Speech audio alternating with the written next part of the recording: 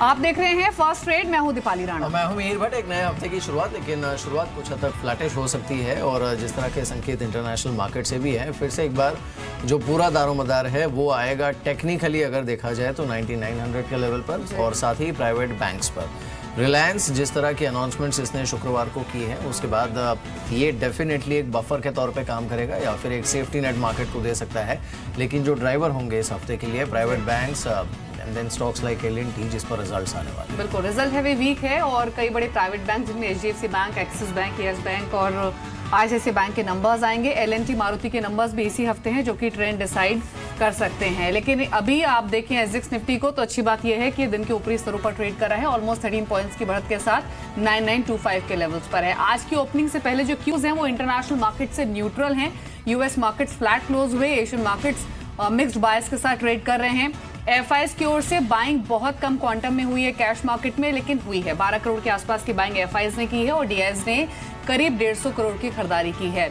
लेकिन derivative data, technicals, F&O और ये सभी इंडिकेट कर रहे हैं कि फ्लैट टूवर्ड्स पॉजिटिव बायस हम ट्रेड कर सकते हैं और एक रेंज में ही आज के सेशन में ट्रेड हो सकता है। या फिर कहें कि इस पूरे हफ्ते एक रेंज बाउंड मोमेंटम शायद रिफ्लेक्ट हो क्योंकि एक्सपायरी वीक है। अर्निंग्स का सपोर्ट मिला, रिलायंस इंडस्ट्रीज का सपोर्ट आया तो कोशिश कर सकता है निफ्टी 10,000 तक पहुंचने की, क्योंकि उन लेवल्स के काफी नजदीक ऑलरेडी ट्रेड कर रहा है। इंडिकेटिव एक्शन में 9988 के लेवल्स पर निफ्टी है 75 पॉइंट्स की बढ़त के साथ। सेंसेक्स भी करीब 150 अंकों की बढ़त आज के सेशन में दिखा रहा है। लेकिन आज HDFC बैंक, अंबुजा, जी एंटरटेनमेंट, IB हाउसिंग के नंबर्स आएंगे। नंबर्स पर नजर रहेगी, साथ ही नजर रहेगी पूरे ही एविएशन स्पेस पर।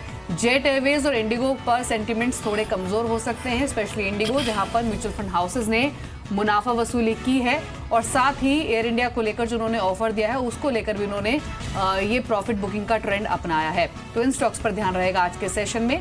और साथ ही फार्मा स्पेस, ल्यूपिन पर पॉजिटिव खबर है, कैडिला पर पॉजिटिव खबर है, लेकिन वीक हो सकता है डीवीज लैब जिसके अर्निंग्स वीक आए हैं। रुपए की शुरुआत हो चुकी है और रुपया 6441 पर अभी ट्रेड कर रहा है। लेकिन हर रोज सुबह 7:30 बजे फास्ट मनी शो में हम आपको 20 ट्रेड्स बताते हैं। ये ट्रेड्स कौन से, एक बार फिर से देख लेते हैं।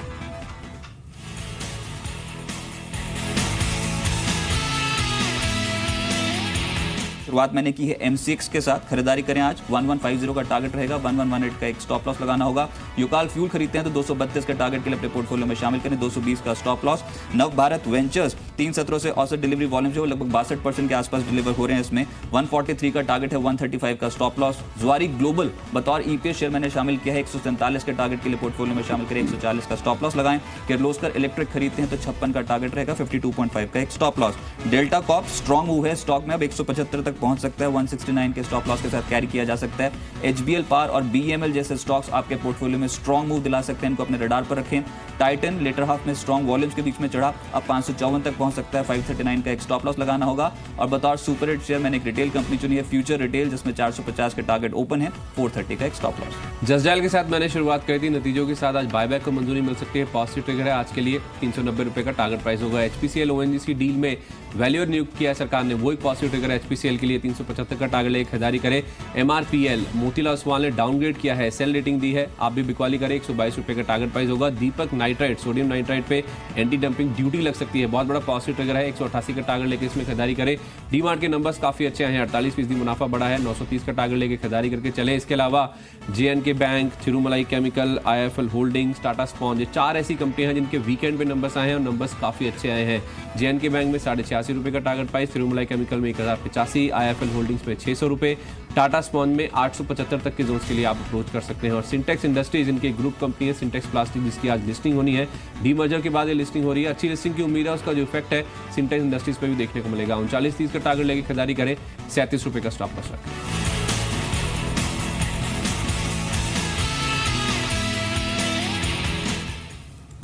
तो ये वो स्टॉक्स हैं जिस पर आप इंट्राडे पिक्स के लिहाज से नज़र रख सकते हैं। इस बीच निफ्टी 9925 पर है और ये देखिए उसी दायरे में है जहां पर इसने शुक्रवार के ट्रेड में भी रेजिस्टेंस देखा था।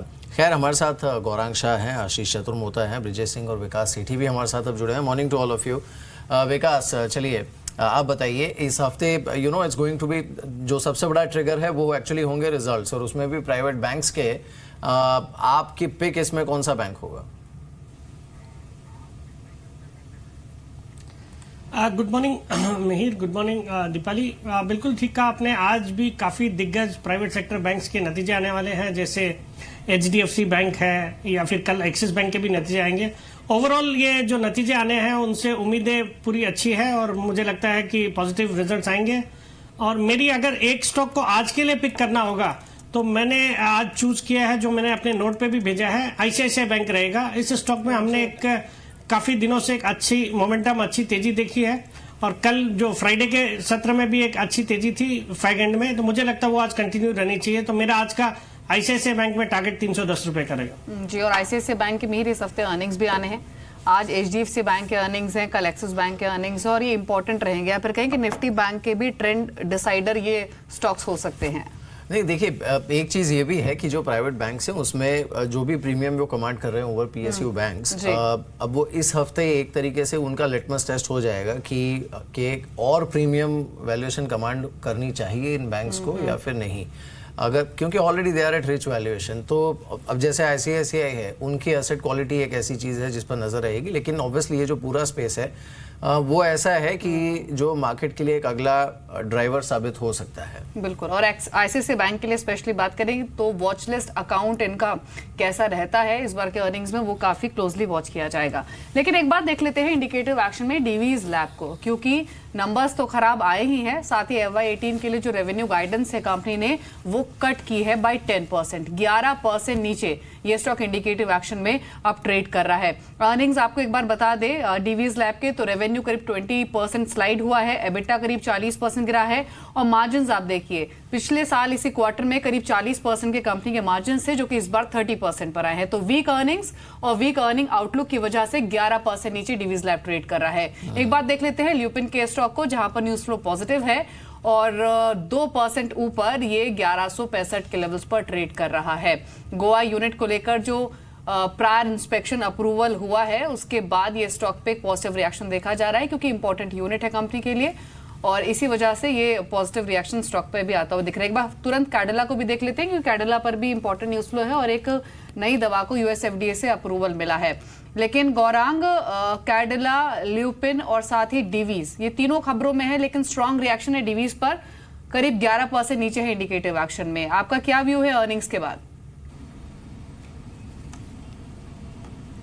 कैडिला और ल्यूपिन पर खरीदारी की राय बरकरार है।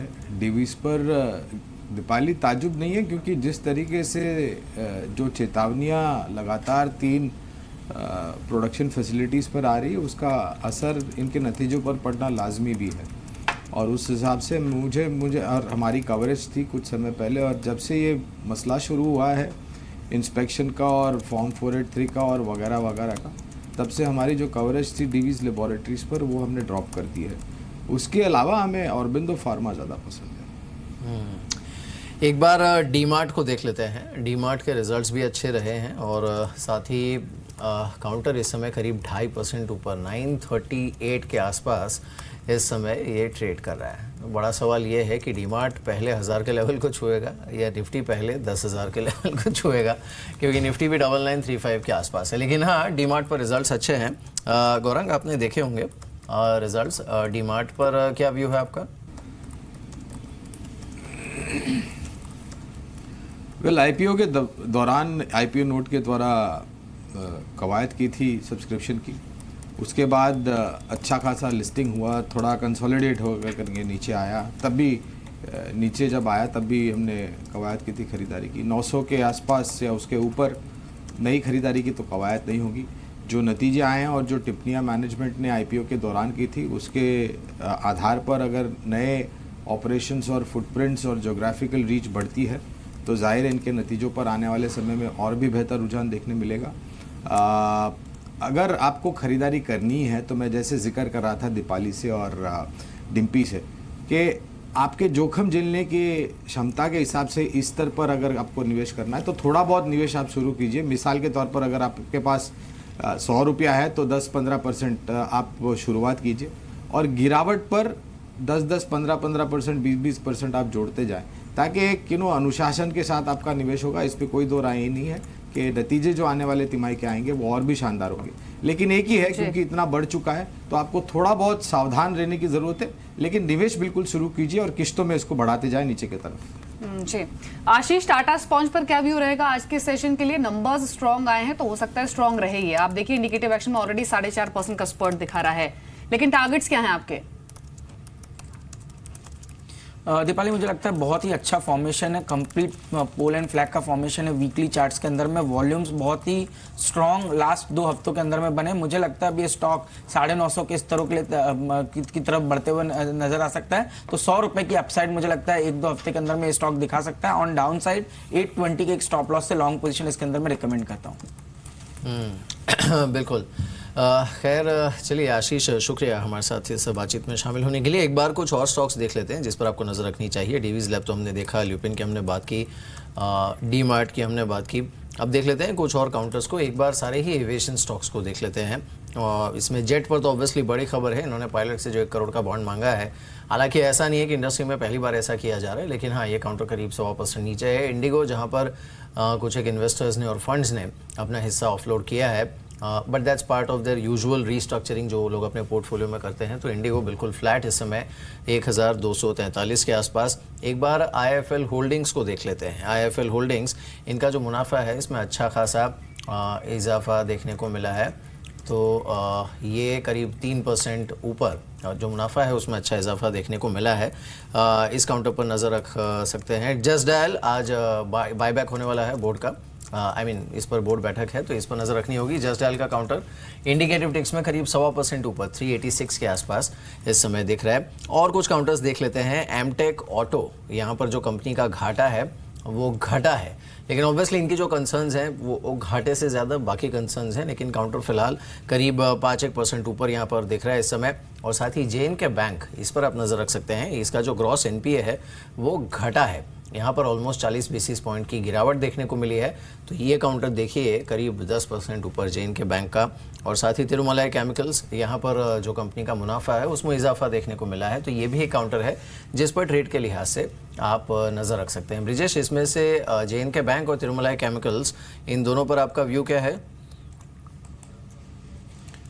दीपाली जी से बात हो रही थी तो जे.एन.के बैंक के बारे में मैंने यही कहा था कि 90 to 95 would be acting as a resistance और anything above 90 on a closing basis can take the stocks to 98 to 99। रही बात तिरुमलाई केमिकल की तो 1060 के आसपास था और आई थिंक प्री ओपनिंग में कुछ 3% और अबाव के रेट्स दिखा रहा है। तो उस बेसिस पे रख के मेरा मानना यही है कि 1120 से 1130 का एक पहला लेवल निकलता है। Anything closing above 1150 can take the stocks to 1222। जी, एक बात देख लेते हैं आज का टुडेज ट्रेड की क्या रिएक्शन है। हालांकि जहां भी अच्छे अर्निंग्स आए हैं वो स्टॉक्स अच्छा परफॉर्म कर रहे हैं। जीबीएफ इंडस्ट्रीज आज का टुडेज ट्रेड है और करीब 2.25% की मजबूती अभी दिखा रहा है। 294 के लेवल्स पर ट्रेड कर रहा है। यहां पर आपको 294 के टारगेट्स दिए गए, 276 का स्टॉप लॉस, 286 के लेवल्स पर अभी ये शेयर अच्छा मोमेंटम दिखा रहा है। एक बार 2 स्टॉक्स को देख लेते हैं जो कि फ्राइडे के स्ट्रॉन्ग मूवर्स रहे थे, एक तो विप्रो और दूसरा रिलायंस इंडस्ट्रीज। कि इन दोनों स्टॉक्स में पिछले 2 सेशन की बाइंग के आज भी कंटिन्यू हो रही है। रिलायंस इंडस्ट्रीज, विप्रो इनफैक्ट 1.5% ऊपर है। यूएस में इसका एडीआर एक बार फिर से 5.5% बढ़कर बंद हुआ है फ्राइडे को। और अगर रिलायंस इंडस्ट्रीज को देखें तो ये भी इंडिकेटिव एक्शन में 1% ऊपर 1600 के लेवल्स पर ट्रेड कर रहा है। और अगर इन्हीं लेवल्स के आसपास ओपन हुआ या फिर बाइंग एक्सटेंड हुई रिलायंस में तो ये हेल्प जरूर कर सकता है इंडेक्स को 10,000 के नजदीक जाने के। अभी 9936 के लेवल पर निफ्टी ट्रेड कर रहा है। रिलायंस अगर 1600 के आसपास खुला विकास, तो आप क्या करेंगे? प्रॉफिट्स बुक करेंगे, होल्ड रखेंगे? देखिए दीपाली, जहां तक रिलायंस का सवाल है, मेरी राय में रिलायंस को बिल्कुल होल्ड करके रखना चाहिए। मुझे मीडियम से लॉन्ग टर्म में रिलायंस में यहां से बहुत ज्यादा अच्छे अपसाइड्स नजर आते हैं। और ये जो इस एक्सपायरी वीक में भी मुझे लगता है we could see levels of 10,000 on the Nifty supported by Reliance. तो रिलायंस में एक अच्छी तेजी यहां से शॉर्ट टर्म में भी बन सकती है। तो I would recommend a hold. जी, तो होल्ड रेटिंग रिलायंस इंडस्ट्रीज पर 1% ऊपर 1600 के लेवल्स पर इंडिकेटिव एक्शन में अभी नजर आ रहा है। एक बार इंडिकेटिव एक्शन में देखिए निफ्टी को 9936 के लेवल पर है। बढ़ने वाले स्टॉक्स में ल्यूपिन जो करीब 2% ऊपर है, विप्रो 1.5% ऊपर है और जो सपोर्ट मिल रहा है कुछ और चुनिंदा फार्मा शेयर्स है जैसे कि डॉक्टर रेड्डीज और बिंदु फार्मा स्टॉक्स की भी शुरुआत पॉजिटिव बायस के साथ हो सकती है। एक देखिए भारतीय इन्फ्राटेल नंबर्स आने हैं और स्टॉक उससे ठीक पहले करीब 1% की स्ट्रेंथ दिखा रहा है। वहीं कैश के बढ़ने वाले शेयर्स देखेंगे आप तो अर्निंग्स का इंपैक्ट है। जेएनके बैंक के नंबर्स अच्छे आए हैं, एसेट क्वालिटी में सुधार दिखा है, स्टॉक 10% ऊपर है इंडिकेटिव एक्शन में। थिरुमलाई केमिकल अच्छे अर्निंग्स का इंपैक्ट 8.5% ऊपर ट्रेड कर रहा है। इसके अलावा वेल्सपन ग्रुप के स्टॉक्स में बाइंग है। कुछ और शेयर्स जो कि परफॉर्म कर रहे हैं वो है एमटेक ऑटो। एमटेक के नंबर्स तो खराब आए हैं लेकिन अपनी यूके सब्सिडरी को ये लिबर्टी हाउस को बेच सकते हैं और जो फंड्स मिलेंगे उससे डेफिनेटली डेट को रिड्यूस किया जाएगा। तो ये खबर है जिसकी वजह से एक strong buying momentum Amtek auto में भी देखा जा रहा है। 5% ऊपर ये स्टॉक ट्रेड कर रहा है। बिल्कुल। चलिए इस बीच बाजार खुलने वाला है और संकेत जिस तरह के हैं फिर से एक बार रिकॉर्ड हाई पर ओपनिंग हो सकती है निफ्टी की 9936 पर। सेंसेक्स 32,100 पर है 71 पॉइंट्स ऊपर। और जैसे हम बात कर भी रहे थे कि कुछ एक हैवी वेट्स जैसे रिलायंस इस पर नज़र रखनी पड़ेगी और साथ ही आज के नंबर्स की बदौलत अगर देखा जाए तो एचडीएफसी बैंक जो कि करीब आधे % ऊपर है 1710 के आसपास। लेकिन हाँ ये ज़रूर है कि देखिए यहाँ से अगर मार्केट एक तो एक्सपायरी का हफ्ता है, अगर निफ्टी 10,000 हो भी जाता है तो वो एक ऐसा लेवल होगा कि जहाँ पर मार्केट का इन ट्रू सेंस एक लिटमस टेस्ट होगा। बिकॉज अभी भी अगर आप एफएनओ डेटा भी देखें तो ये एक ऐसा लेवल है जिसे लेकर मार्केट काफ़ी सेंसिटिव बना हुआ है।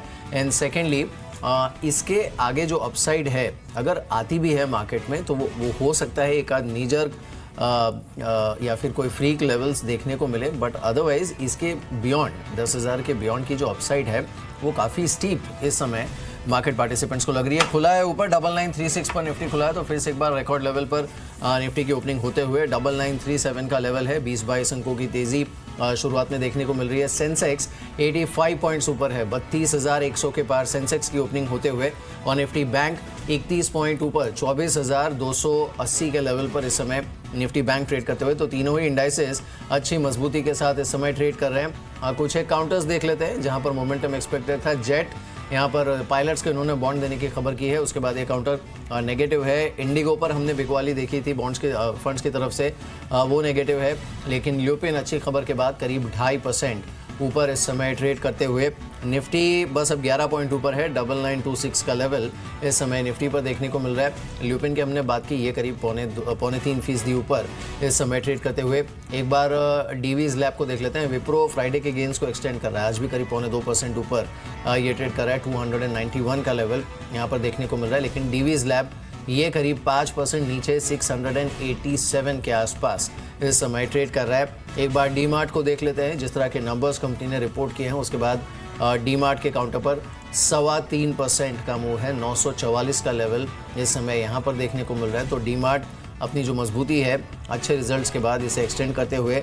आईएफएल होल्डिंग्स को एक बार देख लेते हैं। यहाँ पर अच्छे नतीजे देखने को मिले थे। आईएफएल होल्डिंग्स करीब 3% ऊपर 606 के आसपास इस समय ट्रेड कर रहा है। और साथ ही जैसे हमने प्री ओपन में देखा था जेएनके बैंक यहाँ पर अच्छा मूव है।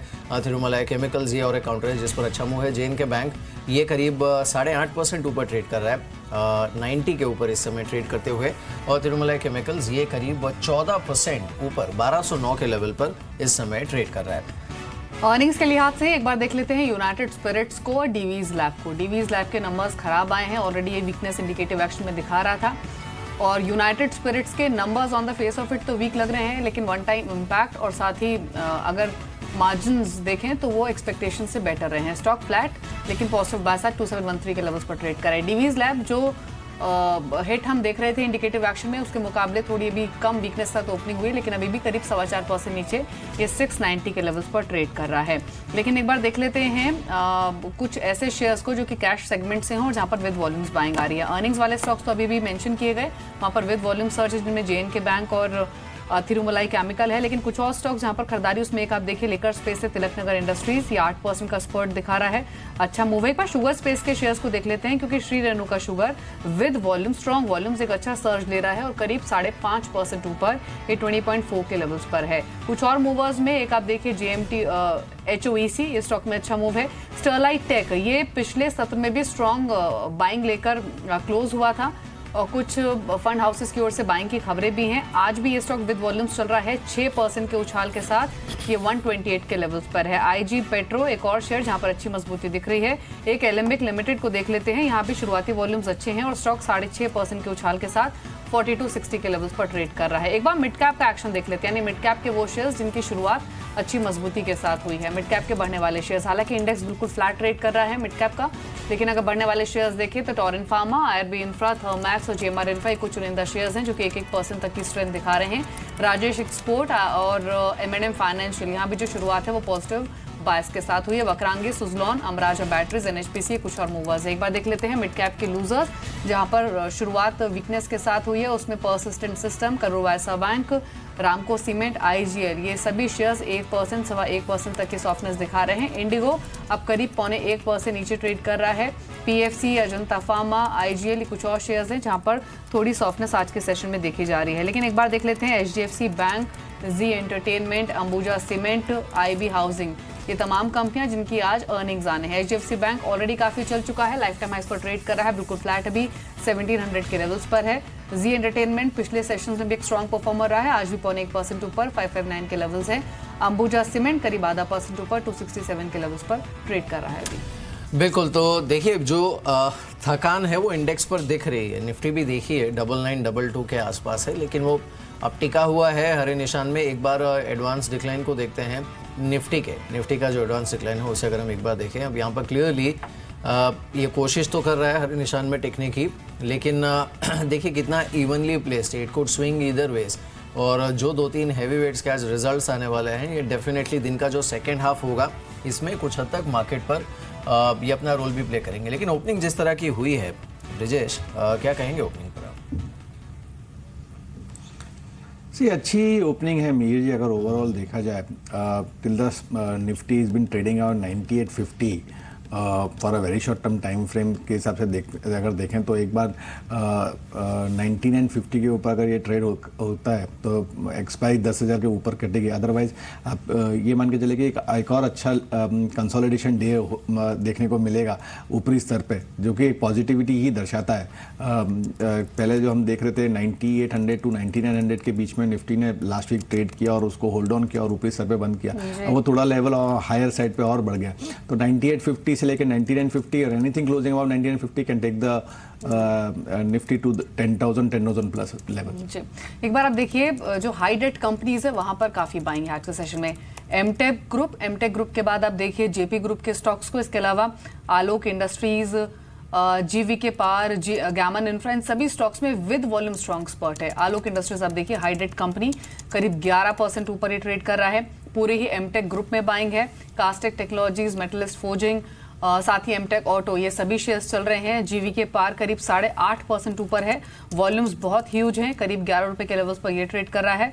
और गैमन इंफ्रा में भी सेम रिफ्लेक्शन है। तो जितनी भी हाई डेट कंपनीज है यहाँ पर काफी स्ट्रॉन्ग मूव आज के सेशन में देखा जा रहा है। क्या व्यू है आपका, स्पेशली मिस्टर सेठी, ये एमटेक ग्रुप के स्टॉक्स पर या फिर जेपी ग्रुप के स्टॉक्स पर? देखिए दीपाली, जहां तक एमटेक ग्रुप का सवाल है, मेरी राय में तो इस ग्रुप से थोड़ा दूर रहना चाहिए। हालांकि आज ये स्टॉक्स जो चल रहे हैं वो जो पॉजिटिव खबरें हैं कि लिबर्टी हाउस इसमें स्टेक खरीद सकती है, तो उस वजह से पूरे ग्रुप के शेयरों में तेजी है। But I think this should be used as an opportunity to get out of these stocks. और जहां तक जेपी ग्रुप का सवाल है, वहां पे फंडामेंटल्स कुछ बदलाव हुए हैं। उन्होंने अपने एसेट्स को बेच के काफी हद तक डेट को रिड्यूस किया है। हालांकि नीचे लेवल से काफी बढ़ गए हैं और फिर बाजार के जो दिग्गज निवेशक है उन्होंने जब एंट्री करी है तो फिर डेफिनेटली उसका एक पॉजिटिव सेंटीमेंट पूरे ग्रुप के स्टॉक्स में देखा जा रहा है। तो मेरे राय में जिन्होंने निचले स्तर पे लिया हुआ वो अभी भी बने रह सकते हैं, यहाँ से और थोड़े अपसाइड्स देखे जा सकते हैं, तब जाके उनको फिर अपने प्रॉफिट्स बुक करने चाहिए। बिल्कुल, खैर ये कुछ हद तक रिस्की बेट भी हो सकता है, लेकिन हाँ ये ज़रूर है कि मोमेंटम अच्छा खासा है यहाँ पर। एक बार सारे सिगरेट स्टॉक्स को देखते हैं और साथ ही रिलायंस को देख लेते हैं। रिलायंस पर अभी एक ब्लॉक डील हुई है, काउंटर इज ऑलमोस्ट एट 1600। हालांकि अब जो टारगेट्स आए हैं वो 1900-2000 पार के लेवल्स के आ रहे हैं, लेकिन फिलहाल 1600 के आसपास रिलायंस है। आईटीसी, गॉडफ्रे फिलिप्स, इन सबको एक बार देखते हैं। यहाँ पर अब ऑब्वियसली एक्सपेक्टेड है कि इन कंपनीज की तरफ से इवेंचुअली जो प्राइस हाइक है वो पास ऑन किया जाएगा कस्टमर्स को। तो आईटीसी, गॉडफ्रे फिलिप्स दोनों मामूली सी अपसाइड इस समय दिखाते हुए। गौरांग, एक बार ये टोबैको स्टॉक्स में अब eventually I mean it's a given fact कि इनको शायद प्राइस हाइक लेना पड़ेगा, but at the same time given fact ये भी है कि इनकी जो कंजम्पशन पैटर्न होती है specially on the tobacco side वो बहुत ज़्यादा फ्लक्चुएट नहीं होती है, थोड़ी बहुत प्राइस सेंसिटिव होती है, but it doesn't get totally deviated. क्या है व्यू आपका यहाँ पर?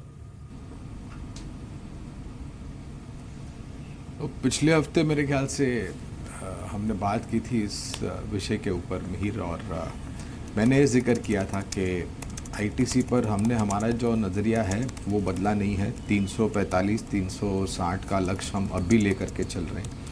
और ऐसा कौन सा साल था जब आईटीसी पर जब सरकार के तरफ से एक्साइज या बाकी टैक्स में इजाफे हुए और आईटीसी ने ये अपने आप पर ले लिया और उपभोक्ताओं पर नहीं ढोपा है। और लगातार वॉल्यूम्स के दम पर सिगरेट का कारोबार, तंबाकू का कारोबार आपका अच्छे आंकड़े लेकर के आता है। हाँ, कुछ समय तक एक धीमापन आप देख सकते हैं जब तक वो एडजस्टमेंट नहीं होता है और प्राइस इंक्रीज जो है वो पास ऑन नहीं होता है। लेकिन आखिरकार उपभोक्ता ही भोगता है ये जो भी भाव में बढ़ोतरी होती है, पहली बात। दूसरी बात, अन्य कारोबार जो आईटीसी का है वहाँ पर भी हम अच्छे आंकड़े आते हुए देख रहे हैं और योगदान वहाँ से पर ऊपर की तरफ आ रहा है। सो आई थिंक ये जो करेक्शन हमने देखा है, और हिस्टोरिकली अगर आप देखें तो 265 और 285 ये ऐसे स्तर है जहाँ पर हर बार ये नीचे जा करके वापस ऊपर उभरता है। तो अगर नज़रिया लंबी अवधि का है तो बने रहें, किसी को नई खरीदारी करनी है तो कर सकते हैं आईटीसी पर। ठीक है, एक बार एचपीसीएल और बीपीसीएल को देख लेते हैं। ये दोनों ही स्टॉक्स की जो ओपनिंग हुई है वो पॉजिटिव बायस के साथ हुई। इनफैक्ट एचपीसीएल करीब 2.5% ऊपर आ चुका है। फ्राइडे को टुवर्ड्स मार्केट क्लोजिंग ये खबर भी आई थी कि दीपा मिनिस्ट्री ने बिड फ्लोट की है टू अपॉइंट बैंकर्स, और जल्द ही बैंकर्स को अपॉइंट किया जाएगा ओएनजीसी और एचपीसीएल डील की वैल्यूएशन को इवैल्यूएट करने के लिए। लेकिन आज गोल्डमैन सैक्स की एक रिपोर्ट भी आई है जिन्होंने कन्वेक्शन बाय लिस्ट में ऐड किया है बीपीसीएल को, और एचपीसीएल पर वो न्यूट्रल थे, अब उन्होंने बाय रेटिंग दी है। दोनों ही स्टॉक्स बढ़कर ट्रेड करे, एक 1% ऊपर है और दूसरा 2.5% ऊपर है। लेकिन मिस्टर सेठी, अभी आपने क्या सलाह दी है अपने क्लाइंट्स को, बीपीसीएल, एचपीसीएल या फिर ओएनजीसी पर? देखिए, जहां तक एचपीसीएल का सवाल है तो ओएनजीसी के साथ जो ओएनजीसी का स्टेक जो परचेज करेगी वो डील किस तरह से आती है उसको देखने की जरूरत पड़ेगी। अगर वो प्रीमियम में आती है तो डेफिनेटली एचपीसीएल के तो लिए बेहद ही पॉजिटिव होगा। बट बाकी ऑयल मार्केटिंग कंपनीज पे या ऑयल रिफाइनिंग कंपनीज पे मेरा नजरिया जो है बुलिश है, और वहां पे अगर एक स्टॉक को मुझे चूज करना पड़े तो I would go with the BPCL at this level. एक बार विप्रो को देखते हैं। विप्रो ने जो फ्राइडे का मूव था उसे आज भी एक्सटेंड किया है और ये ऑलमोस्ट 291 तक जा पहुंचा है। रुझान अच्छा है यहाँ पर, लेकिन प्रॉब्लम यही है कि इसके आधार पर कोई आप जनरलाइज ट्रेंड पैरेलल ड्रॉ नहीं कर सकते कि ये हर क्वार्टर में इसी तरह से परफॉर्म करेगा। विप्रो पर गौरांग, आपका व्यू क्या है इस समय? I mean purely going by the performance जो कंपनी ने इस बार रिपोर्ट किया है, क्या ये कहा जा सकता है कि worst is behind Wipro? Very difficult to say Mihir, और एक लंबे समय के अंडर परफॉर्मेंस के बाद ये आंकड़े आए हैं। और इस ऐसे माहौल में ज़रूरी होता है कि आप जल्दबाजी न करके थोड़ा इंतज़ार करें और आने वाली तिमाही नतीजों की कंसिस्टेंसी देखें। I think according to me हमारी कवरेज है, मगर मेरे हिसाब से विप्रो एक least preferred IT related investment stock है हमारे। I would say TCS, Infosys, HCL tech ये कुछ बेटर चॉइस होंगे मेरे हिसाब से। जी ब्रजेश, 2-3 स्टॉक्स हैं, उन पर अपना व्यू दीजिए कि अभी क्या करना चाहिए। एक तो स्टरलाइट टेक्नोलॉजीज, ये अच्छा मूव लेकर बंद हुआ था फ्राइडे को, आज भी 6-6.5% ऊपर है। और दूसरा रेनुका शुगर्स, ये 5.5% की स्ट्रेंथ के साथ इंट्राडे हाइस पर है। इन दोनों में क्या करें अभी? देखिए, रेनुका शुगर की अगर हम बात करते हैं तो जिस हिसाब से जो मूवमेंट चल रहा है स्टॉक्स का वो इंडिकेट तो पॉजिटिविटी करता था, क्योंकि दी ओवरऑल सेंटीमेंट जो 17 रुपये से जो इसमें ब्रेकआउट मिला है विद वॉल्यूम के संग में वो पॉजिटिविटी दर्शाता है। इमीडिएट बेसिस पे आप ये मान के चलिए कि 18.5 रुपये और 18 रुपये 75 पैसे का एक अच्छा सपोर्ट है। उसका स्टॉप लॉस लेके अगर किसी को पोजीशन बनानी है तो उसमें आप पोजीशन बिल्डअप कर सकते हैं। इमीडिएट बेसिस पे 21 रुपया 20 पैसे से 21 रुपया 50 पैसे का एक लेवल है जहां पर आपको थोड़ा मुनाफा देखने को मिल सकता है। Anything about 2150 can take the stock to 23 odd level.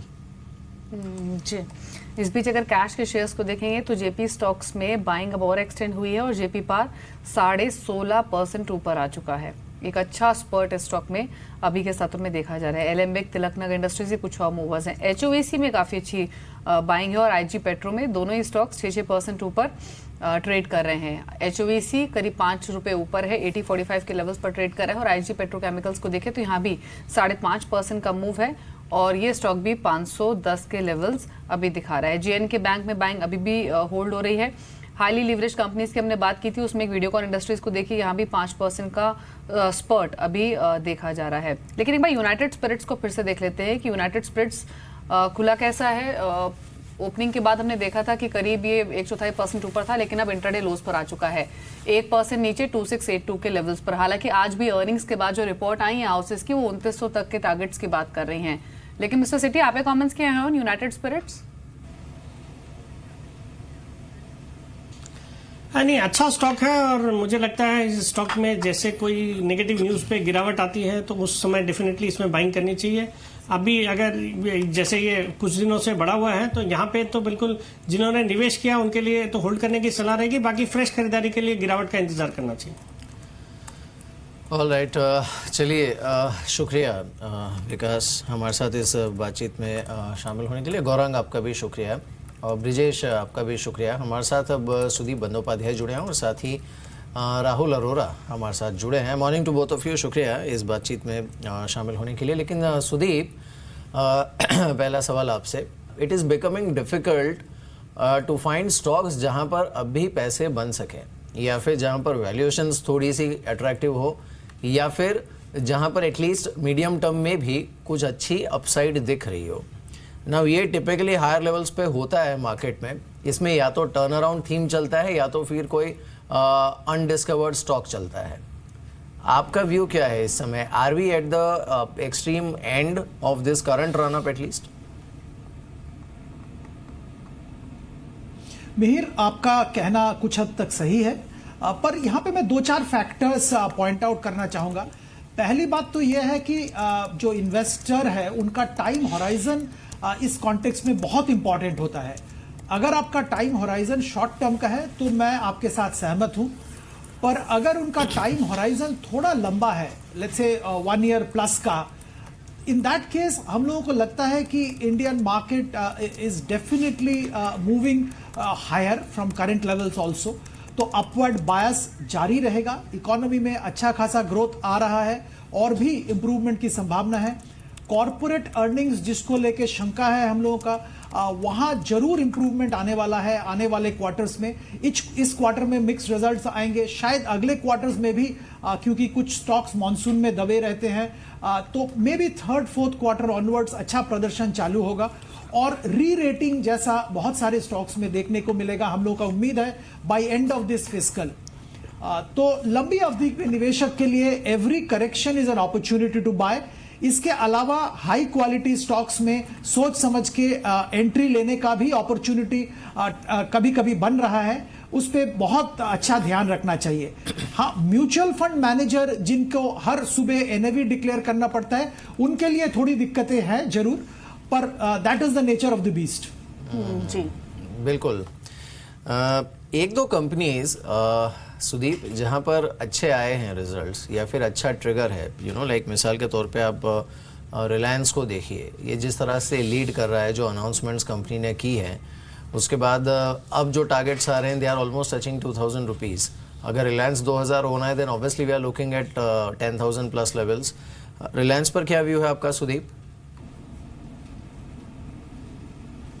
जी मिहिर, पहले भी मैं आपके साथ इस बारे में बात कर चुका हूं। हमारा व्यू बहुत ही स्ट्रांग रिलायंस के ऊपर था पिछले 6 महीने से। एक बहुत बड़ा इन्वेस्टमेंट इन्होंने किया है टेलीकॉम में और वहां से कोई रेवेन्यू नहीं आ रहा था और वैल्यूएशन में वो बिल्कुल फैक्टर्ड नहीं था। और जैसे जैसे इस बिजनेस में ट्रैक्शन आ रहा है, जैसे जैसे इस बिजनेस में पॉजिटिव कैश फ्लोज चालू हो जाएंगे, आई think the company will get री रेटेड, और वही हो रहा है। बाकी सारे बिजनेसेस भी, अगर आप पेटकेम की बात करें, रिफाइनिंग की बात करें, वहां भी बहुत अच्छा प्रदर्शन है। और सबसे बड़ी बात है, रिलायंस इंडस्ट्रीज एक इन्वेस्टमेंट साइकिल से गुजर रहे थे। They have been investing over the last 5-6 years. I think वो साइकिल अभी खत्म हो रहा है और वो इन्वेस्टमेंट का जो बेनिफिट है that they will start reaping. So अगला 2-3 साल I think should be excellent for Reliance. So for a long term investor even at current level it is a good buy. जी, अब एक और मेहमान हमारे साथ मौजूद हैं. राहुल अरोड़ा है, सीईओ निर्मल बैंक से. Rahul, good morning, welcome to Zee business. अब इंडेक्स 10,000 के बेहद नजदीक आ चुका है और आप काफी समय से मार्केट्स पर कॉशियस रहे हैं. तो इंपॉर्टेंट ये जानना है, क्योंकि अब निफ्टी 10,000 के डोज पर है, तो इन लेवल्स पर क्या वैल्यूएशंस आपको महंगी लग रही हैं? क्या आपको अभी भी एक करेक्शन का डर है मार्केट्स में? आप ये सवाल किसी भी मार्केट पार्टिसिपेंट को दिसंबर में पूछते तो उस वक्त निफ्टी करीबन 7900 8000 पे था. एफडी रेट्स जैसे आप जानते हैं, हमें नहीं लगता कि बहुत टाइम तक 9-10% पे जाने वाले हैं. तो कोई भी आपको बता देता कि अगर कैलेंडर ईयर 2017 में आपको 10-15% का रिटर्न मिल जाता तो it would be a very good year. पर ऑलमोस्ट आपको अभी 26% मिल चुका है 6 महीने में. ये obviously by no stretch of mathematics compound हो, it can not compound at this rate every month to get 4-5% CAGR. आपने अर्निंग्स की बात की. आई थिंक मार्केट अर्निंग से कहीं आगे निकल चुका है. और जैसे मैं थोड़ी देर पहले जिक्र कर रहा था, मुझे लगता है कि market has already started discounting what FY19 earnings would be. मेरा ये मानना है कि अगर आप FY19 के भी अर्निंग्स को फैक्टर इन कर दें तो भी मुझे लगता है कि फ़िलहाल मार्केट थोड़ा ओवर वैल्यूड है और रिटेल इन्वेस्टर्स को स्पेशली यहाँ पे बहुत कॉशन एक्सरसाइज करना चाहिए अगर वो निवेश करने की बात के बारे में सोच रहे हैं. बिल्कुल. लेकिन राहुल, एक बात बताइए. नाउ यू नो, सिंस आपने भी वैल्यूएशन की बात की, markets are looking little rich as far as valuations are concern. अगर यहाँ से थोड़ा बहुत स्लाइड होता भी है निफ्टी, तो फिर वो क्रिटिकल सपोर्ट लेवल आपको कौन सा दिख रहा है इंडेक्स पर? देखिए, मुझे लगता है कि अगर वर्स्ट केस सिनेरियो में अगर आप FY19 को फैक्टर इन करते हैं तो मुझे नहीं लगता कि 9000 से नीचे निफ्टी जाना चाहिए अगले 12 से 15 महीने में. और अगर वहाँ तक फॉर वट एवर रीजन चला गया तो it will be a golden opportunity to come and buy into Indian equities. जी राहुल, लेकिन जब भी प्रीवियस कॉन्वर्सेशन आपके साथ हुआ है तो कंज्यूमर डिस्क्रिशनरी या फिर FMCG, ये दो ऐसे स्पेसिफिक सेगमेंट्स रहे हैं जहां पर आपको वैल्यूएशंस भी बेटर लगी हैं और आपने इन्वेस्टमेंट कॉल्स भी दी हैं. लेकिन अभी के हिसाब से वैल्यूएशंस आपको कहाँ अट्रैक्टिव लग रही हैं? कौन से स्पेसिफिक सेक्टर्स हैं जहां पर वैल्यू अभी भी आपको नजर आ रही है? अगर वैल्यूएशन थोड़ा स्ट्रेच भी हो, लेकिन अगर मुझे कंपाउंडिंग अर्निंग्स मिल रही हैं तो मैं I would not mind looking at दो स्टोरीज. जैसे मैं उदाहरण के तौर में आपको बता दूं, अगर कंज्यूमर इलेक्ट्रिकल्स या कंज्यूमर ड्यूरेबल्स की तरफ देखें, stocks like V-Guard, Havells, Crompton consumer, Whirlpool, ये सारे वैल्यूएशंस आपको 30-35 टाइम्स मिलेंगे. पर अगले 2-3 साल में सबके अर्निंग्स करीबन 25-30% कंपाउंड होंगे. So I would be happy to pay those kind of valuations. Consumer staples I think would be a very interesting area.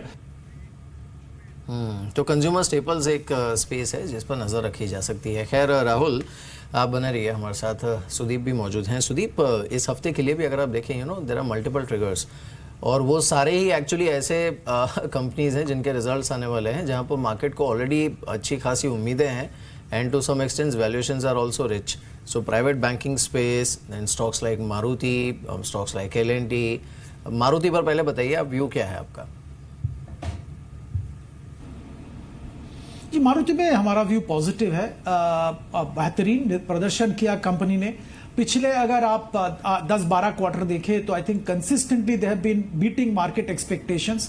और जिस तरह से इन्होंने मार्केट शेयर गेन किया है over the last few years, I think quite amazing story. और भी आने वाले दिनों में इनका प्रदर्शन अच्छा होने की संभावना है. हम लोगों को लगता है कि वैल्यूएशन थोड़ा रिच है. सो अगर ऑटोमोबाइल सेक्टर में किसी को निवेश करना है तो we are recommending Tata motors at this stage, not Maruti. जी, एक बार रिलायंस इंडस्ट्रीज को फिर से देखें तो ये 1600 के ऊपर अब ट्रेड कर रहा है. सुदीप, 1600 के लेवल्स पर भी बाय कर सकते हैं क्या रिलायंस? जी, जैसे मैंने पहले थोड़ा देर पहले बता रहा था कि इनके जो इन्वेस्टमेंट साइकिल कंपनी का खत्म हो रहा है और जो सारे इन्होंने इन्वेस्ट किए हैं सारे बिजनेसेस में, उसका reward they will be reaping going forward. That is point number 1. Point number 2, telecom क्षेत्र में जो स्कीम इन्होंने लाए हैं इसके जरिए they will significant customer addition इनका होगा. और जो simple math, back of the envelope math से भी लगता है कि प्रदर्शन टेलीकॉम क्षेत्र में बेहतरीन होने वाला है आने वाले दिनों में. रिटेल जो एक सेगमेंट जो फैक्टर इन नहीं है, वहां पे भी प्रदर्शन इंप्रूव हो रहा है. तो overall if somebody has a time horizon of 1 year plus, जरूर रिलायंस में निवेश कर सकते हैं करंट लेवल पे भी. बिल्कुल. सुदीप, और एक जो पॉकेट है मार्केट में जहां पर valuations are slightly I would say out of window right now, वो है न्यूली लिस्टेड कंपनीज। अब उसमें आप देखिए, I mean look at stocks like D Mart, या फिर आप CDSL को देखिए। अब ये लिस्ट काफ़ी लंबी है जहां पर हमने हाल ही में लिस्टेड स्टॉक्स में बहुत अच्छा मूव देखा है। आपने इसमें क्या स्ट्रेटेजी अपनाई है इस समय, अज्यूमिंग कि अगर किसी को अलॉट नहीं हुआ है IPO में देन? जी मिहिर, आपका कहना सही है। सारे बेहतरीन कंपनीज है। डीमार्ट बहुत अच्छा कंपनी है। CDSL they have done A fantastic job, steady stable company.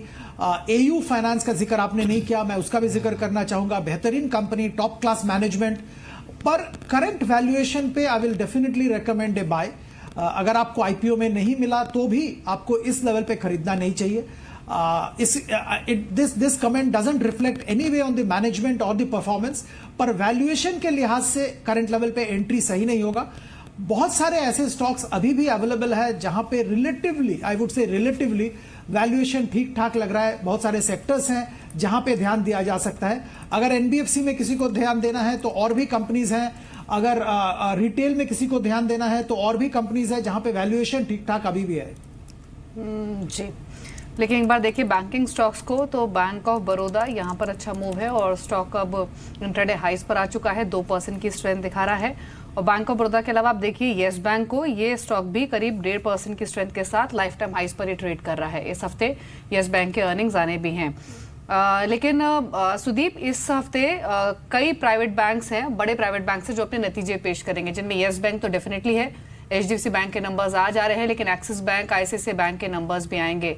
Expectations क्या हैं आपकी प्राइवेट बैंक अर्निंग्स को लेकर, क्योंकि एसेट क्वालिटी का आंकड़ा स्पेशली इंपॉर्टेंट रहेगा ICICI बैंक जैसे अर्निंग्स में? जी, हम लोगों को लगता है कि जो बड़े प्राइवेट सेक्टर बैंक्स हैं, जैसे आपने जिक्र किया ICICI, एक्सिस, इन कंपनीज में प्रोविजनिंग का जो सिलसिला था वो ज्यादातर कंप्लीट हो चुका है। हम लोगों को नहीं लगता है कि ऐसा कोई बड़ा सरप्राइज, नेगेटिव सरप्राइज प्रोविजन के क्षेत्र में देखने को मिलेगा। बहुत हद तक इन्होंने प्रोविजंस कर लिए हैं जो स्ट्रेस्ड एसेट्स हैं उनके लिए, और इकोनॉमी में कोई फर्दर स्लिपेज नहीं आया। ओवरऑल इकोनॉमिक एनवायरनमेंट में कोई फर्दर डिटोरिएशन नहीं आया जिसके जरिए इनको इंक्रीमेंटल प्रोविजन करना पड़े। तो हम लोगों को लगता है कि प्रदर्शन धीरे धीरे इंप्रूव होगा, और इस क्वार्टर में वी आर एक्सपेक्टिंग अच्छी खासी treasury gain for this private sector banks. तो ओवरऑल नतीजे ठीक ठाक आने चाहिए। पर अगर कोई अग्रेसिव इन्वेस्टर है तो उनके लिए एक्सिस बैंक जैसे बैंक में खरीदारी करने की अपॉर्चुनिटी है अभी भी। और थोड़ा नॉन एग्रेसिव इन्वेस्टर है तो छोटे प्राइवेट सेक्टर बैंक्स जैसे federal bank, south Indian bank, यहां पे खरीदारी की जा सकती है। बिल्कुल। खैर, चलिए एक बार देखते हैं JP ग्रुप के स्टॉक्स को। आज हमने देखा यहाँ पर फिर से एक बार अच्छा मूव देखने को मिल रहा है JP ग्रुप के स्टॉक्स पर। अब ट्रिगर्स तो है यहाँ पर मल्टीपल, लेकिन वही है कि ये जो ट्रेंड था ना सुदीप मार्केट में, कि जो डेट हेवी कंपनीज हैं जहाँ पर उम्मीद थी कि डेट रिस्ट्रक्चर हो रहा है, उसमें हमने अच्छा खासा रनअप देखा। इनफैक्ट आज एमटेक के स्टॉक्स को भी आप देखिए, बेस्ड ऑन द रिजल्ट्स जिस तरह का मूव देखने को मिला है। अब इसमें जो इन्वेस्टर नहीं है, जिसने एंटर नहीं किया है, वो बेचारा साइडलाइंस पे फ्रस्ट्रेट होता है बिकॉज वो डर के मारे आया नहीं, और जो आ चुका है उसे समझ में नहीं आता है कि प्रॉफिट टेकिंग कहाँ पर करनी चाहिए। आपका व्यू क्या है? जी देखिए, जैसे आप जिक्र कर रहे हैं, ये बड़ा स्पेकुलेटिव क्षेत्र है। अगर आप अग्रेसिवली स्पेकुलेटिव क्षेत्र में जाना चाहते हैं तो इन कंपनीज में आप एंट्री ले सकते हैं। जैसे आप कह रहे हैं, कुछ कंपनीज जिनके नाम आपने लिए वहां पे रिस्ट्रक्चरिंग चल रहा है और कुछ एसेट शायद बिक जाएंगे, कंपनी का डेट में शायद इंप्रूवमेंट आएगा। कुछ ऐसे भी कंपनीज है जहां पे मैनेजमेंट चेंज हो रहा है। तो आप अग्रेसिव बेट लेना चाहते हैं एंट्री ले सकते हैं, पर I will not recommend normal investors to get into this. जी, लेकिन पूरे JP समूह में विद वॉल्यूम्स एक अच्छा सर्च आज के सेशन में भी देखा जा रहा है और सभी स्टॉक्स 6% से लेकर 15% तक की अपसाइड दिखा रहे हैं। लेकिन एक बार पूरे FMCG स्पेस को देख लेते हैं, स्पेशली कोलगेट को, जो कि आज के सेशन में थोड़ा सा वीक ट्रेड कर रहा है। फर्स्ट वीक ऑफ अगस्त में कोलगेट के नंबर्स आने हैं, लेकिन मैनेजमेंट ने पहले ही इंडिकेशन दिए हैं कि इंडिया में जो वॉल्यूम ग्रोथ है वो हर्ट हो सकती है जीएसटी डी स्टॉकिंग की वजह से। ये तो एक वजह रही, लेकिन दूसरी इंपॉर्टेंट वजह ये है कि अब तक हमने HUL या फिर इमामी या फिर डाबर की ओर से पतंजलि का डर सुना था, लेकिन अब कोलगेट के पेरेंट की ओर से भी इस तरह के डर की आशंका उन्होंने जाहिर की है। एक बार संदीप से समझ लेते हैं कि एग्जैक्टली कहा क्या है कोलगेट पामोलिव ने।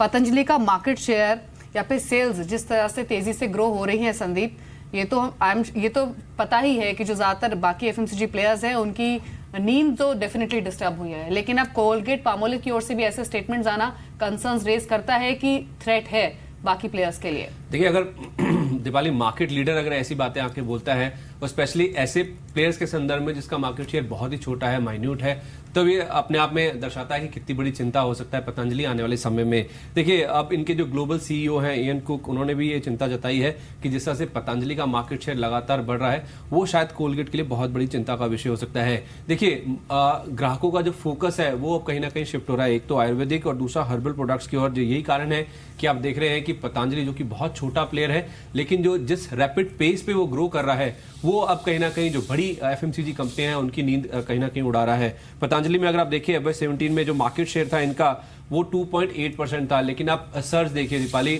FY16 में केवल 0.4% का इनका मार्केट शेयर था।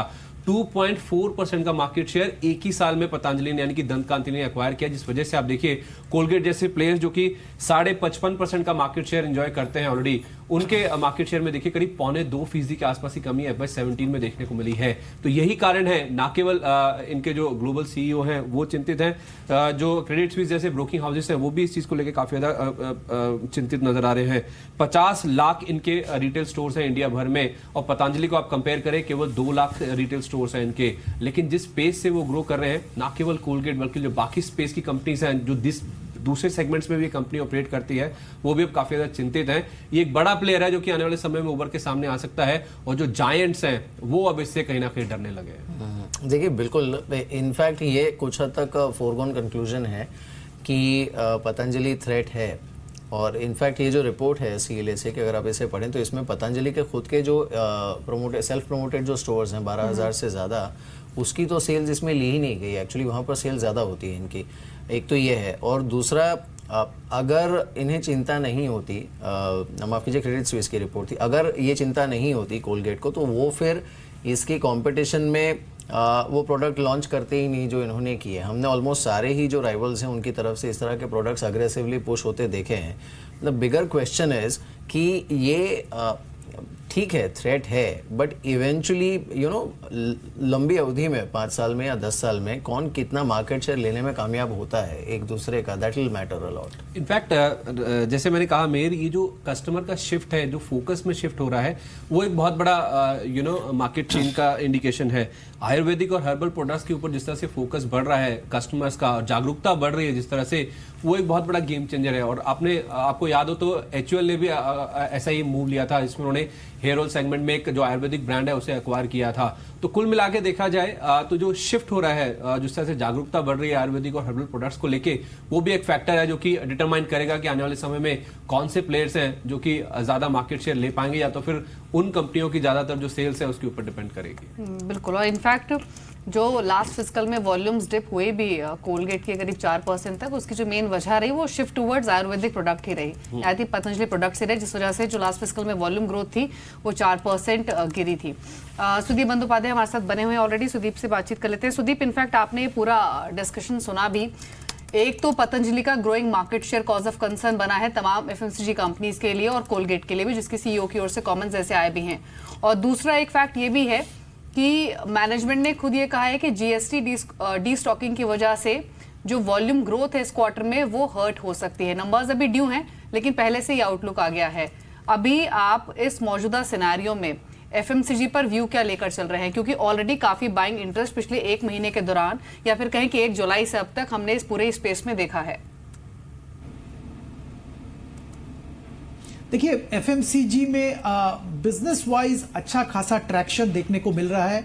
हाँ, कुछ companies will get impacted by the GST related destocking issue, पर ओवरऑल अगर आप करंट सिचुएशन पे ध्यान दें तो लगता है कि रूरल डिमांड वापस आ रहा है और ओवरऑल ट्रैक्शन भी अच्छा है। हिंदुस्तान लीवर्स के नंबर्स अच्छे आए हैं, बाकी बहुत सारे कंपनीज के नंबर भी इस पिछले क्वार्टर के अच्छे आएंगे।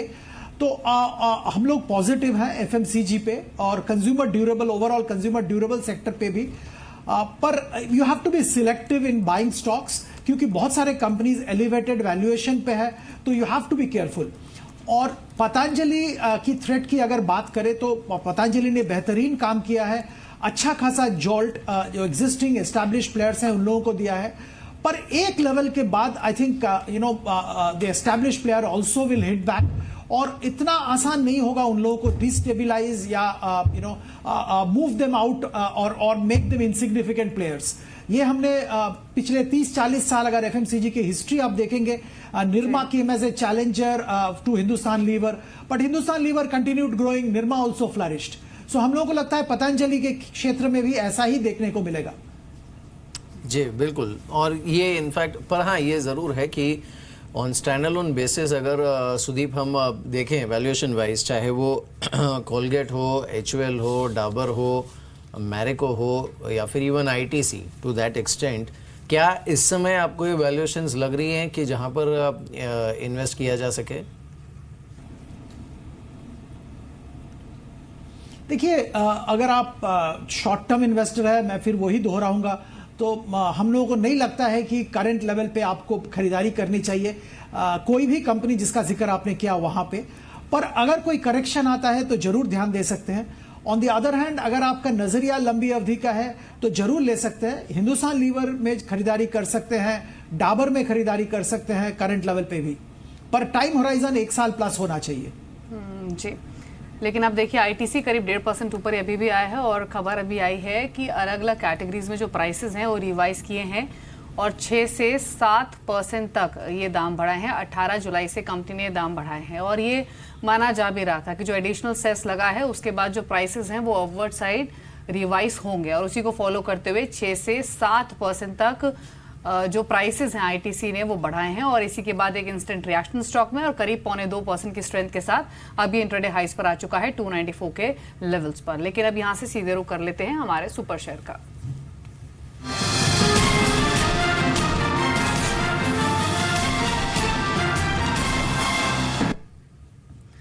अंचल मौजूद है सुपर शेयर लेकर, बताइए अंचल। शिखर दीपाली, आज का शेयर होटल इंडस्ट्री से अडवाणी होटल का शेयर है जिस पे आपको नजर रखनी चाहिए। देखिए, कंपनी के ओवरऑल नंबर्स तो अच्छे हैं ही, बट बाकी पैरामीटर्स पे कंपनी अच्छा कारोबार कर रही है। रमाडा के नाम से कंपनी का होटल चेन है और एक अच्छी सेल्स पिछले 3 से 4 सालों में हम आते हुए दिखे हैं। सो मच अगर आप पिछले 3 क्वार्टर्स के नंबर्स को कंपेयर करें, लगातार 3 तिमाहियों से कंपनी के मुनाफे में एक सुधार देखने को मिल रहा है। Debt wise company well placed है, मामूली वर्किंग कैपिटल कर्ज है कंपनी पे, तो डेट सर्विस करना भी कंपनी के लिए मुश्किल नहीं, और साथ ही एक स्ट्रॉन्ग प्रमोटर होल्डिंग है। डेल्टा कॉप कंपनी के अंदर 35.5% हिस्सेदारी रखते हैं, तो वहीं आर के दिमानी के पास भी 3.8% होल्डिंग है। FY18 के लिए एस्टिमेटेड EPS करीब 3 रुपए की और पी मल्टीपल 18 का है। होटल जो बाकी नॉर्मल होटल शेयर हैं जो पीयर्स हैं वो ऑलमोस्ट 22 से 25 के पीई में कामकाज कर रहे हैं, तो कहीं ना कहीं एक सस्ते वैल्यूएशन पे शेयर अवेलेबल है, और इसीलिए फर्स्ट कॉल मानता है एक अच्छी कंपनी है जिसमें आप निवेश कर सकते हैं, अच्छे वैल्यूएशन है और अच्छे फंडामेंटल्स हैं। अडवाणी होटल खरीद सकते हैं आप 85 रुपए के लक्ष्य के साथ। ठीक है, तो अडवाणी होटल है आज का सुपर शेयर जो करीब 6.5 रुपए ऊपर अभी ट्रेड कर रहा है दिन के ऊपरी स्तरों पर, लेकिन इन लेवल से भी ये और स्ट्रांग हो सकता है, इसलिए जो टारगेट्स दिए जा रहे हैं आपको पोजीशनल वो 85 के हैं, तो नजर रखिए अडवाणी होटल पर। शुक्रिया आपका अंचल ये स्टॉक बताने के लिए। सुदीप, आपका भी शुक्रिया शामिल होने के लिए शो में और सभी स्टॉक्स पर मार्केट्स पर अपना आउटलुक शेयर करने के लिए। लेकिन मार्केट रिकॉर्ड हाईस पर ट्रेड कर रहे हैं और इसमें आगे तेजी जारी रह सकती है या फिर नहीं, ये कहना है AMFI के चेयरमैन ए बाला सुब्रमण्यम का, जिनका मानना है कि मार्केट में तेजी आगे भी मेंटेन होगी। उनके मुताबिक फिलहाल बाजार में गिरावट की उम्मीद कम है। एक खास कॉन्वर्सेशन हुआ वेक लॉ के साथ, मिस्टर बाला का क्या कहा उन्होंने मार्केट्स पर, सुनिए। शेयर बाजार जो है अब 32,000 भी पार कर गया, ऑल टाइम हाईज पे भी आ गया। आपने इतनी करीबी से देखा है शेयर बाजार को, दोनों इक्विटी और डेट को। तो आपसे जानना चाहूँगा कि आजकल बात ये हो रही है कि हम ओवर वैल्यूड तो नहीं हो गए हैं और कोई शार्प बड़ी करेक्शन तो नहीं आएगी। दूसरी तरफ ये बात भी है कि भाई डेवलपमेंट तो हो रही है, ग्रोथ के जो नंबर्स हैं बढ़ते जा रहे हैं, अब थोड़ी बहुत रिवाइवल थोड़ी बहुत देख रहे हैं हम कंपनीज की अर्निंग्स में भी। तो किस तरह से आप हमारे दर्शकों को समझाएंगे कि ये जो रुझान है, जो मैं आपसे कोई 1 महीने 2 महीने का नहीं पूछ रहा हूँ, मैं आपसे ये जो फीलिंग है कि क्या हम ओवर वैल्यूड हो गए हैं और क्या बहुत भारी भड़कम क्रैश आने वाला है, इस पर आप क्या कहें? आई थिंक ये सवाल स्पेशली लास्ट 6 महीने से उठते जा रहा है एक्चुअली, बट इसका दूसरा तरफ से देखना पड़ेगा आपको। मार्केट तो आपको बढ़ते जाएंगे और गिर भी सकते हैं, मैंने कहा एक्चुअली मार्केट करेक्ट नहीं हो सकता है। मार्केट करेक्ट होने का अगर होएगा तो भी I think the optimism for the country is going to be high. So economic expectation जो है, जो लास्ट 2-3 साल का जो गवर्नमेंट के एफर्ट की वजह से जो इन्वेस्टमेंट्स हम लोग जो इंफ्रास्ट्रक्चर में हम देख रहे हैं, उसका वजह से जो कंपनीज़ का भी जो एडजस्टमेंट हुआ actually specially on cost structure, जिस हिसाब से इन्फ्लेशन का आज के दिन पे जो देश पे जो घटने के बाद जो इंटरेस्ट रेट का भी एक्सपेक्टेशन जो आया हुआ actually, also all of them are leading towards improving profitability for companies. और जो गवर्नमेंट का जो इंफ्रास्ट्रक्चर इन्वेस्टमेंट जो किया actually that's actually is getting ramped up. जो पावरफुल रिफॉर्म जो किया लास्ट 6 महीने में, which is from starting from दिसंबर से लेके ये आज तक 2 बड़ा रिफॉर्म कंट्री में एक्चुअली हो गया है। One is around demonetisation, second is around GST। ये दोनों एक्चुअली मिल के देखना पड़ेगा। डिमॉनेटाइजेशन अगर नहीं किया होता, अगर GST का सक्सेसफुल नहीं होता था एक्चुअली, डिमॉनेटाइजेशन होने के बाद फॉलोड विद GST, ये पूरा एक्चुअली देश का एक्चुअली टैक्स टू GDP ये इतना देश में actually compare to global world इतना कम है एक्चुअली। अगर वो बढ़ना शुरू हो जाएंगे, गवर्नमेंट का भी एक्चुअली ताकत बढ़ जाएंगे actually, specially on spending. So therefore जो ऑप्टिमिज्म जो इसका वजह से जो ऑप्टिमिज्म बिल्ड हुआ, I think if you link it to optimism and then look at the market, you will not see a much correction in the market. Therefore जो सबका जो क्वेश्चंस है, मार्केट क्रैश होएंगे, कितना क्रैश होएंगे, जो basically तो fundamental के हिसाब से जो देश का आज के दिन पे जो इकोनॉमी बढ़ते जा रहे हैं, and also the government effort in building actually the economy much more robust. All put together, if you see the downside, I think very limited. Upside भी शायद I think थोड़ा कम हो सकता है for temporarily, क्योंकि तब तक कंपनीज का कमाई नहीं दिखते हैं actually in the balance sheet, in the P&L, और वो बेसिस में actually the market का earnings नहीं बढ़ रहे हैं, so investors will stay a bit bearish. Even money managers will be little skeptical.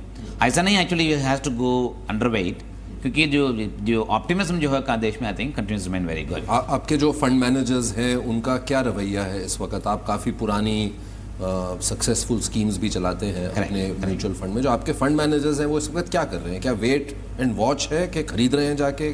Stories हैं ऐसी? नहीं, उनका एक्चुअली असल लोकेशंस मार्केट में एक हमेशा एक अच्छा होता है, it's always there for money managers. So आपको रिलेटिव आउट परफॉर्मेंस करना है मार्केट को। कभी आपको लगेगा एक्चुअली ऑटोमोबाइल अच्छा लगता है, कभी आपको अच्छा नहीं लगेगा ऑटोमोबाइल कर, आप अभी एकदम वैल्यूएशन में कॉस्टली है, इसको ऑटोमोबाइल नहीं रखना है, दूसरा कुछ करना है, दूसरा एक स्टॉक्स में इन्वेस्ट करना है। वो बेसिस पे एक्चुअली मनी मैनेजर्स जो अपॉर्चुनिटी ढूंढते रहते हैं, that something they keep adjusting it. जो किधर एक्चुअली आप 2-3 साल से आकर वो स्टॉक्स बढ़ाए नहीं है, बट उसका एक्चुअली जो ओवर वैल्यूएशन जो पहले तो वो एक्चुअली अभी अंडर वैल्यू हो गया है, एंड वो बेसिस पे actually they become an opportunity. Therefore money managers point of view they keep looking at opportunities. So ऐसा नहीं है, the money managers are actually today are so worried, so basis पे actually cash में बैठा actually. So हम लोग का काम है actually is actually look at outperforming opportunities to the market at all point of time. और आप कह रहे हैं कि इस वक्त भी ऐसी अपॉर्चुनिटीज दिख रही हैं? करेक्ट। एक जो अच्छी चीज़ ये भी हुई है कि जो प्राइमरी मार्केट थी बाला, क्योंकि फंड मैनेजर्स की तकलीफ ये होती थी कि पैसे हैं हमारे पास, लेकिन जो कंपनियां हैं जिनमें हम इन्वेस्ट करना चाहते हैं वो बहुत कम है। करेक्ट। और फिर मतलब एक तो डोमेस्टिक पैसा था और फिर फॉरेन इंस्टीट्यूशनल इन्वेस्टर्स का पैसा था, लेकिन अब हम देख रहे हैं कि नई कंपनियां भी आ रही हैं मार्केट में, बड़ी साइज़ की, मिड या बड़ी साइज़ की। तो ये आप एक अच्छा रुझान देख रहे हैं प्राइमरी मार्केट का जो रिवाइवल है किसान? आई थिंक ये बड़ा ट्रेंड आई थिंक हो सकता है एक्चुअली अपना। I think IPO as a market बीच में बहुत चलता था और उसके बाद बंद हो गया। आज के दिन पे IPO में एक्चुअली दो तरफ से एक्चुअली इम्प्रूवमेंट हुआ।